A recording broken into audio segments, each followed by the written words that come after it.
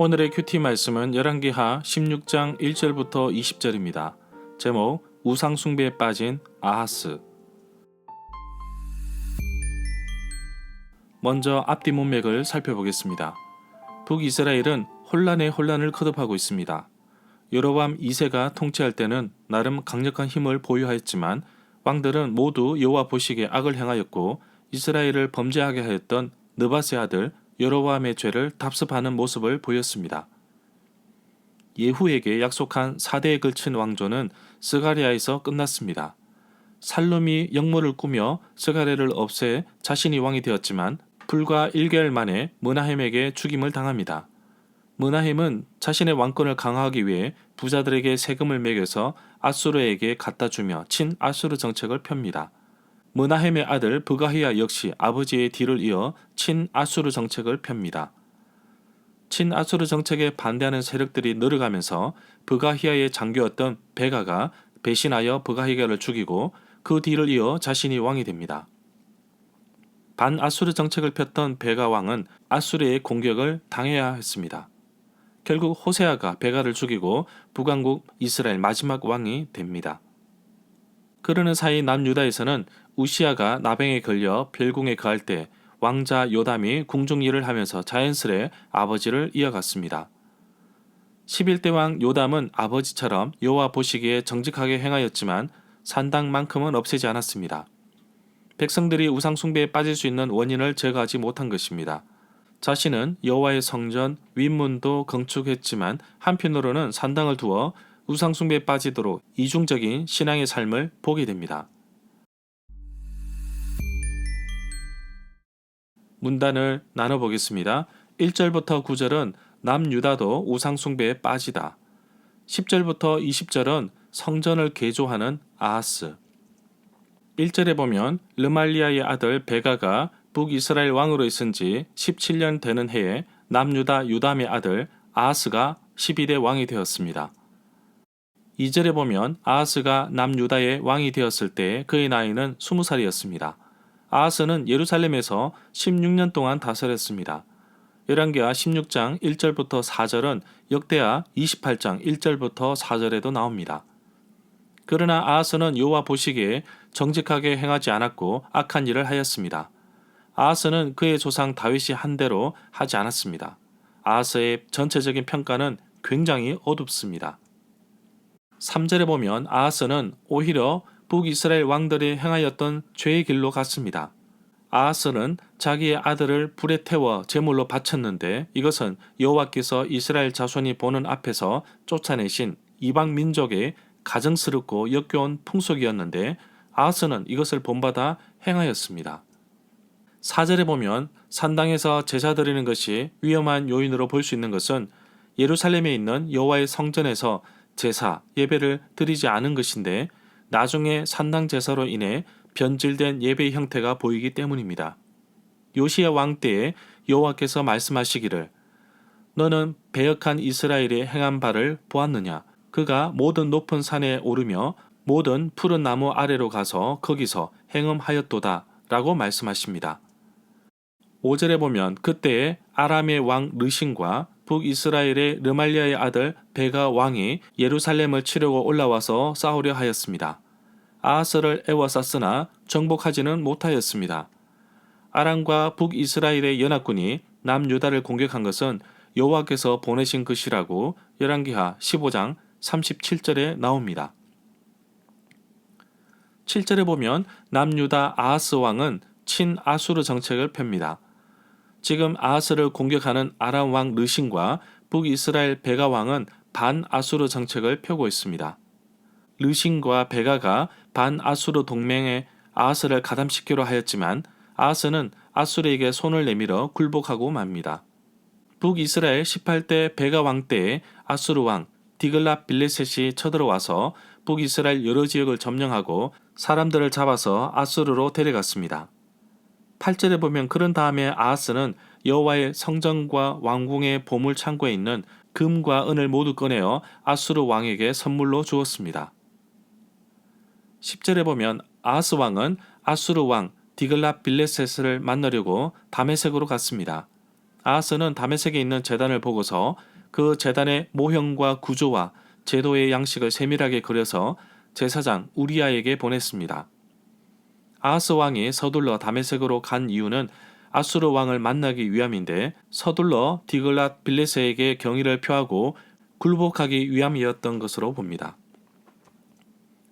11절부터 12절에 보면 그래서 우리아 제사장은 아하스 왕이 다메섹으로부터 보내온 설계도에 따라서 제단을 만들었습니다. 제사장 우리아는 아하스 왕이 다메섹에서 돌아오기 전에 제단을 모두 완성하였습니다. 12절에서는 제물을 또 바쳤습니다. 13절에 보면 다메섹에서 보았던 제단을 만들었지만 그 제단 위에 드리는 제물은 여호와께 드리는 것이었습니다. 이것을 두고 여러 해석이 많은데 아하스는 아수르 왕이 요구하는 종교 의식을 들어주면서도 이스라엘 하나님과의 관계는 끊지 않으려고 하지 않았나 봅니다. 이사야 7장 14절에 보면 아하스는 여호와를 시험하지 않겠다는 표현이 있습니다. 이 구절에 나오는 수은제를 화목제로 보고 있습니다. 14절에 보면 그리고 아하스는 여호와 앞 곧 성전 앞에 놓여있는 놋 제단을 성전 앞으로 옮겼는데 새로 만든 제단과 여호와의 성전 사이에 있는 놋 제단을 새로 만든 제단 북쪽에 갖다 놓았습니다. 아하스가 옮긴 놋 제단은 솔로몬이 놋으로 만든 제단입니다. 새로 만든 제단은 아하스가 다메섹에서 본 것을 제사장 우리아가 만든 제단입니다. 놋 제단은 광야 시절 회막 앞에 두었습니다. 15절에 보면 아하스 왕이 제사장 우리아에게 놋 제단은 내가 여호와의 뜻을 여쭈어 볼 때만 쓰겠다고 명령합니다. 하루 아침 저녁으로 드리는 제사와 제물의 방법은 출애굽기 29장 39절부터 41절에 나옵니다. 주께 여쭐 일이라는 것은 예언에만 사용하라는 뜻으로도 해석할 수도 있습니다. 17절에 보면 받침은 물 대야를 얹고 움직일 수 있는 구조로 일종의 수레와 같은 역할을 합니다.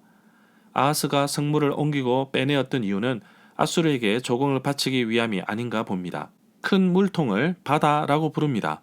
물두멍 받침의 옆판에는 장식이 되어 있을 것인데 떼내려면 테두리를 녹여야 합니다. 열왕기상 7장 23절에 보면 바다를 부어서 만들었다고 나오는데 주물 형식으로 부어서 만들게 되면 결국 녹여서 떼어내어야 합니다. 18절에 보면 또 아수르 왕에게 경의를 표하려고 여호와의 성전 안에 만들어둔 왕의 안식일 전용 통로와 여호와의 성전 바깥에 만든 전용 출입구를 모두 없애버렸습니다. 아수르 왕에게 잘 보이게 하기 위함이었습니다. 20절에 보면 아하스가 죽는 해에 선지자 이사야는 남유다가 블레셋에 의해 멸망할 것이라고 예언하게 됩니다. 절마다 상세한 설명과 구절 해석, 핵심 내용과 중심 줄거리는 네이버 블로그에 올려져 있습니다. 내게 주시는 교훈입니다. 다메섹에서 보았던 제단을 만들어 여호와께 제물을 드리는 용도로 만들었고 본래 있던 놋 제단은 버리지 않았습니다. 우상의 제단도 섬기고 여호와 하나님도 섬기는 일종의 혼합주의 모습이 보였습니다. 성경에서도 아하스를 두고 다른 왕들에 비해 악한 왕이라고 표현합니다. 이러한 혼합주의 모습이 아하스뿐만 아니라 오늘날 성도들의 모습 속에서도 보이는 것이 문제입니다. 내가 하나님께 드리는 예배를 다시 한 번 더 깊이 있게 관찰해 보기를 원합니다. 내 마음이 온전히 하나님을 향하고 있는지, 내가 드리는 예배 가운데 내가 바라는 그 무언가를 위해 예배를 드리지 않는지. 저는 가르치는 고3 친구들에게 말합니다. 수능 시험만을 두고 예배 드리지 마라. 만약 하나님께서 너의 기도를 듣고 수능에 좋은 결과를 주시면 너는 또다시 너의 성공을 위해 하나님께 바랄 것이다. 마치 하나님을 비챙이처럼 생각하며 떼쓰며 달라고만 할 것이다. 너는 하나님의 꿈이 무엇인지, 그 꿈이 나를 통해 어떤 비전으로 만들어 가실지 그것에 대해서 묻고 기도하고 예배 드리라. 그렇게 너의 마음을 온전히 드려지는 예배는 하나님께서 기뻐하신다 라고 가르칩니다. 눈앞에 보이는 나의 이윤과 성공을 위해 기도하고 예배한다면 아하스와 다를 바 없습니다. 오직 하나님만 섬기겠습니다. 여호수아가 이스라엘 백성들에게 마지막으로 당부했던 그 말을 다시 한 번 더 되새겨 봤으면 합니다. 만약 여호와를 섬기는 것이 너희 눈에 좋지 않게 보이거든 너희 조상들이 그토록 섬겼던 강 저쪽의 신들이든지 또 너희가 거주하는 땅에 있는 아모리 족속이 섬기는 신이든지 너희를 섬길 자를 오늘 택하라. 그러나 오직 나와 내 집안 사람들은 여호와를 섬기겠노라. 사형리에 보면 동그란 원 안에 의자가 있는데 그것을 왕좌라고 부릅니다. 단순히 앉는 의자의 개념을 넘어서 통치하는, 다스리는 뜻을 가지고 있습니다. 결국 내 인생을 다스리는 분이 누구인가를 묻는 것입니다. 남유다 왕국은 여호와 하나님께 예배드리고 하나님이 나라를 지켜주시고 다스려 주시는 진정한 왕이십니다. 그러나 아하스는 자신이 불리해지거나 아수르 왕 디글랏 빌레셋에게 나는 왕의 종입니다 라고 하였습니다. 아하스 왕이 얼마나 잘못된 길로 벗어났는지 보여주고 있습니다. 하나님이 내 인생의 주관자, 통치자, 이끄시는 분이십니다. 내 삶 속에서 하나님보다 앞서는 것이 있는지, 하나님보다 더 우선시 되는 것이 있는지 있으면 제거하고 오직 하나님만 바라보며 의지하며 하나님만 높이는 온전한 예배가 되기를 간절히 소망합니다.